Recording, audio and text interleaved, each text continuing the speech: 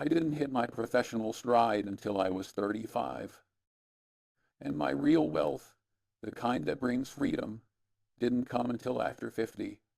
You want to know the difference?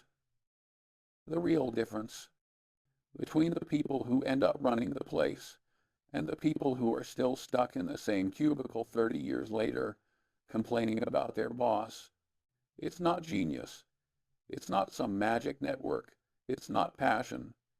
The winners just stop doing monumentally stupid things. That's it.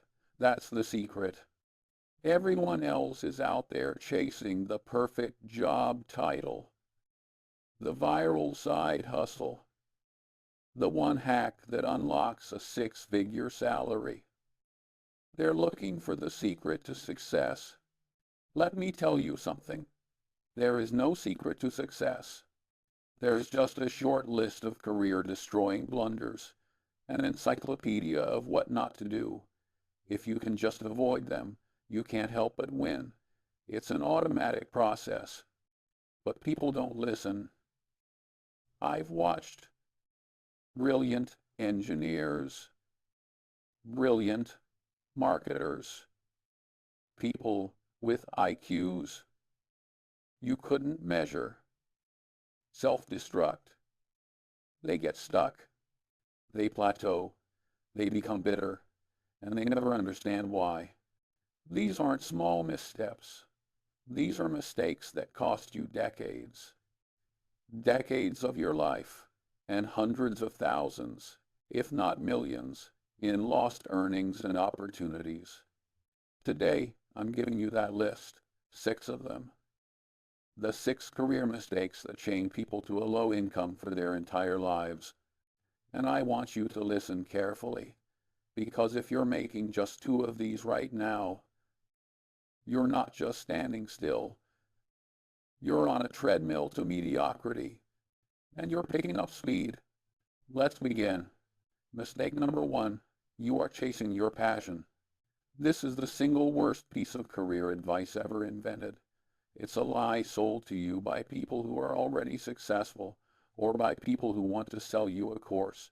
It's completely backwards, utterly wrong. You think I started my career passionate about law or investing? No. I wasn't passionate about anything except maybe reading books. I didn't look for passion. I looked for opportunity. I looked for a game where I had a natural advantage, even a small one. Then I worked. I worked to get good. Not just okay, but really, truly good. And you know what happens when you get really good at something, especially something the world values and is willing to pay a lot of money for? You start to like it. You develop a passion for it. Competence is what creates passion. Passion does not create competence. Look at the graveyards of history. They are filled with passionate failures. The starving artist who was passionate about painting but never mastered anatomy. The musician who was passionate about their songs but never learned music theory or business. The dot-com bubble was a mania of passion. Millions of people were passionate about changing the world with the internet. But they had no clue how to build a profitable business. They all went to zero. Passion without skill is just a hobby. And hobbies cost you money. They don't make you money. You're sitting there, spending 5 years trying to become a content creator because you're passionate about it, while your friend who learned a boring but highly paid skill like enterprise software sales is now buying his second house. You wouldn't try to become a professional basketball player if you're 5'2", no matter how passionate you are. Yet you'll pour 10 years into a career where you have zero natural aptitude or market demand. It's insanity. Here's the rule. It's the aptitude test.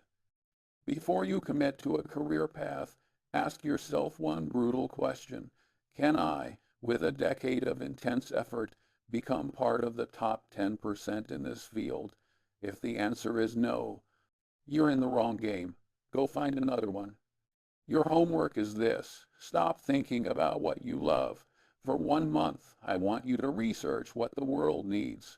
Find one skill, just one, that you have a slight aptitude for, and that pays exceptionally well, and commit to learning it for 1 year. The passion will come later. Mistake number 2. You are a one-trick pony. You've become a specialist. A man with a hammer who thinks every problem is a nail. This is what the modern education system and corporate ladder trains you to do. Be an expert. Go deep. Get your PhD in one tiny, narrow subject. Become the go-to person for one specific software. Terrible idea. Absolutely fatal in the long run. The world is complex. The real problems, the ones that create real value, are multidisciplinary. They don't respect the boundaries of a university department or a corporate job title. I don't want to be the best expert in one thing. I want to be in the top 25% in 5 or 6 different useful things.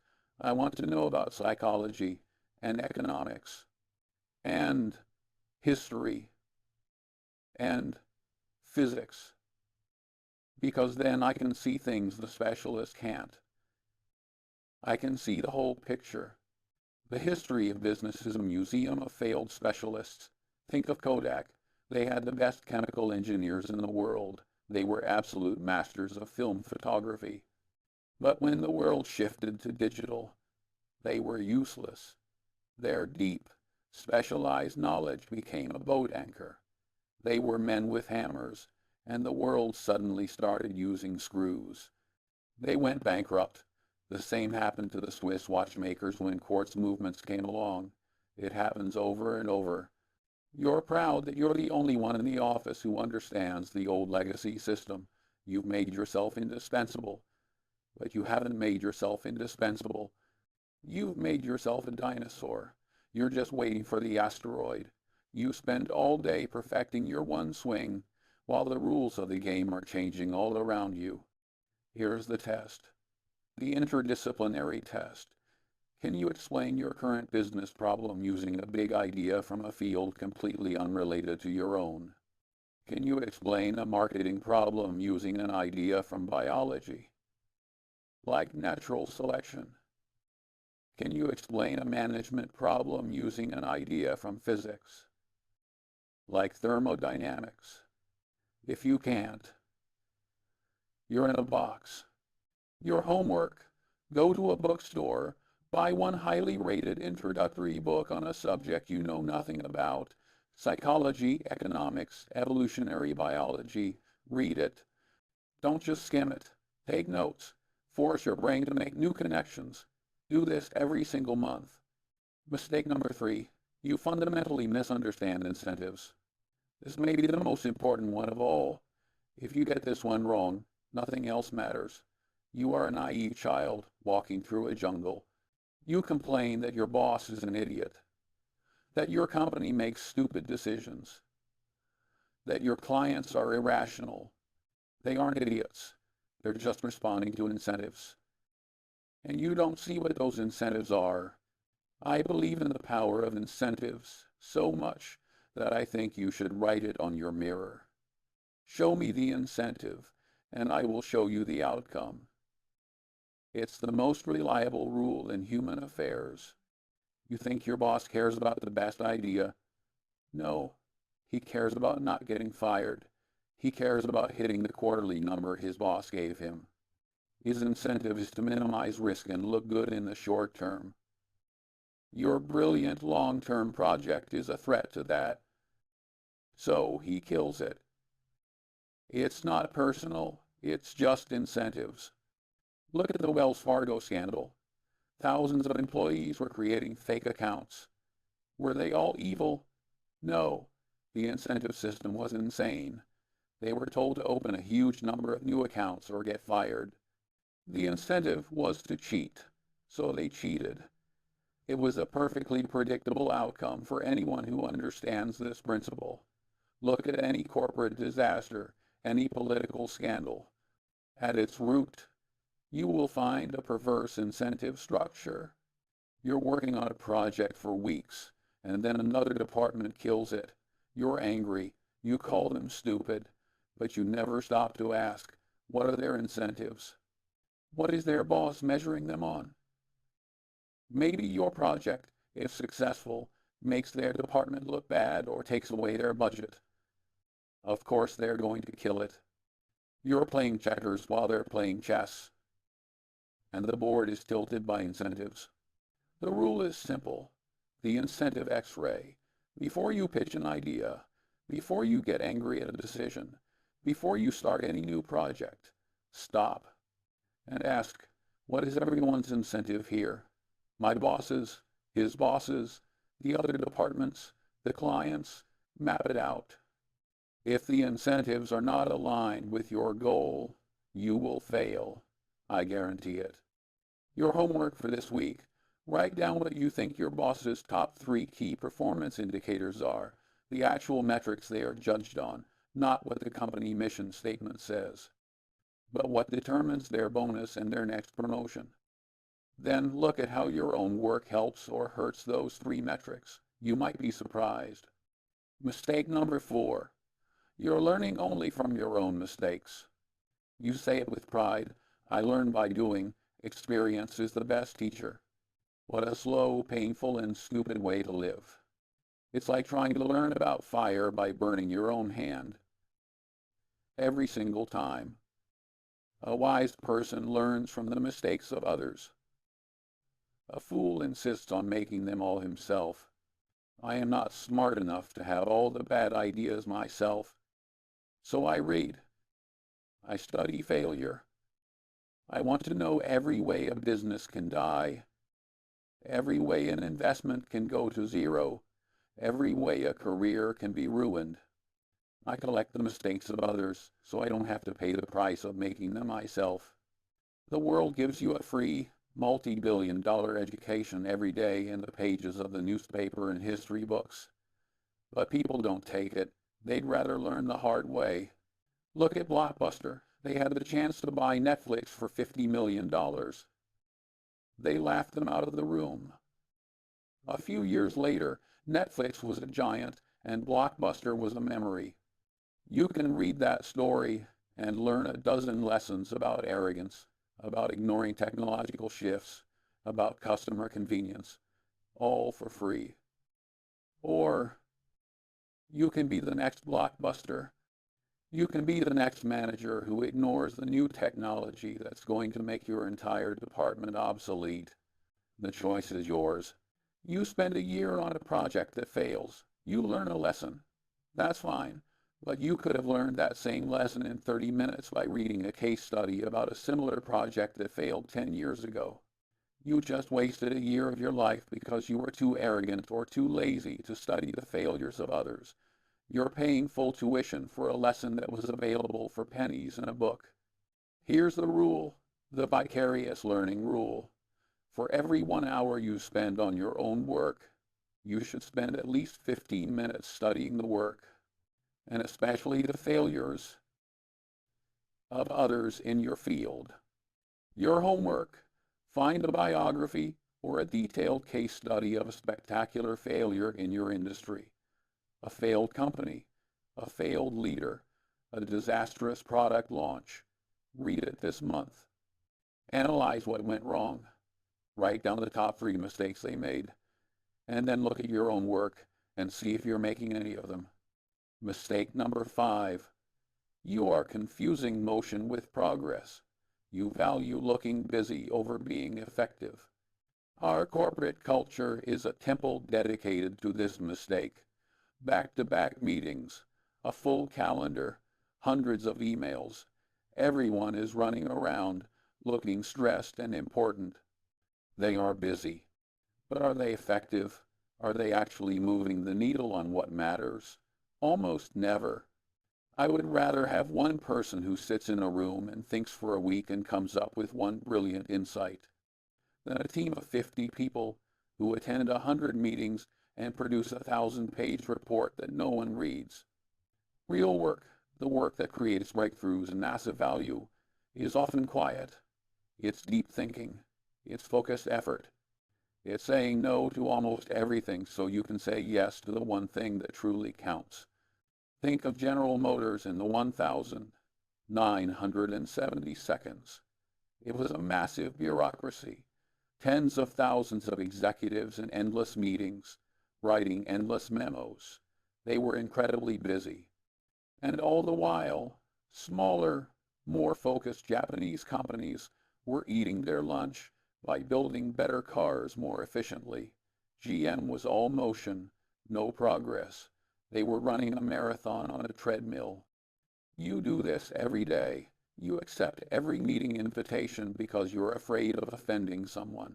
You answer every email within minutes to show how responsive you are. You spend your day in a state of reactive distraction.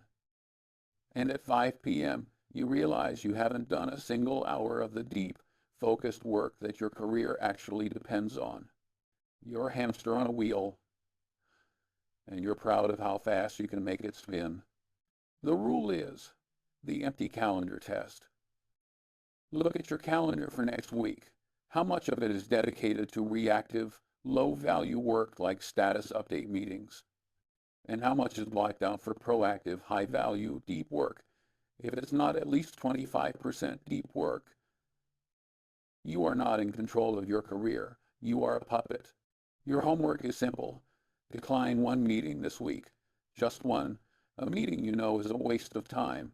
Use that hour for deep, focused work on your most important project. Feel the power of that. Then do it again next week. And finally, mistake number 6.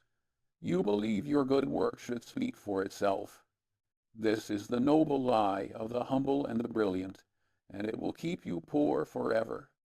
You think that if you just keep your head down and do excellent work, someone, someday, will notice and reward you. The world doesn't work that way. It's a busy, noisy place. Good ideas don't win because they're good. They win because they are communicated effectively. People don't get promoted because they're the most competent. They get promoted because they are the most visible and persuasive proponents of their competence. You have to be able to sell. Sell your ideas, sell your projects, sell yourself. If that word makes you uncomfortable, get over it. Persuasion is not a dirty word. It's the engine of human progress. Look at Nikola Tesla versus Thomas Edison. By many accounts, Tesla was the greater scientific genius. His technology was arguably superior. But Edison was a master promoter, a relentless salesman. He understood politics, public perception, and the media, who became a household name and built a massive commercial empire. Edison, Tesla died broken alone. His brilliant work did not speak for itself. You wrote a brilliant report, but you sent it as a dense 10-page attachment in an email with a vague subject line. No one read it. Your colleague took a single, less important idea, put it on one clear slide, and presented it confidently in a meeting. His project gets funded. Yours dies. You resent him. But you should be resenting your own naivete. You thought you were in a meritocracy. You're in a communication contest. The rule, the grandma test. Can you explain the value of what you're working on to your grandmother in 60 seconds in a way that makes her understand and get excited? If not, you don't understand it well enough yourself, and you certainly can't sell it to anyone else. Your homework. Take your most important current project. Write down a 1-paragraph, jargon-free explanation of why it matters. Then find a friend or family member outside your industry and try to explain it to them. Watch their eyes. If they glaze over your pitch is failing, refine it until they get it. So there you have it. The 6 chains. Stop chasing passion and start building competence. Stop being a one-trick pony and become a learning machine. Stop ignoring incentives and start seeing the world as it is. Stop learning from your own pain and start learning from others' wreckage. Stop being busy and start being effective. And stop hiding your light and learn to sell. Avoid these 6 blunders. Just avoid them. Be patient. Be disciplined. It won't make you a vice president in a year. You won't get rich quick. But in 20 years, you'll look around, and you'll be the one they can't afford to lose. You'll be the one with the freedom. You'll be the one who won the game. Not by being a genius, but simply by refusing to be a fool. Most people have already clicked away from this. They're looking for a shortcut. The top 3 side hustles for next year. If you're still here, it means you're serious. You're part of the minority that's willing to do the real work. There are no hacks on this channel. No get-rich-quick nonsense. Just timeless principles for avoiding stupidity. If that's what you're looking for, you know what to do. Now stop listening to me and go get good at something useful.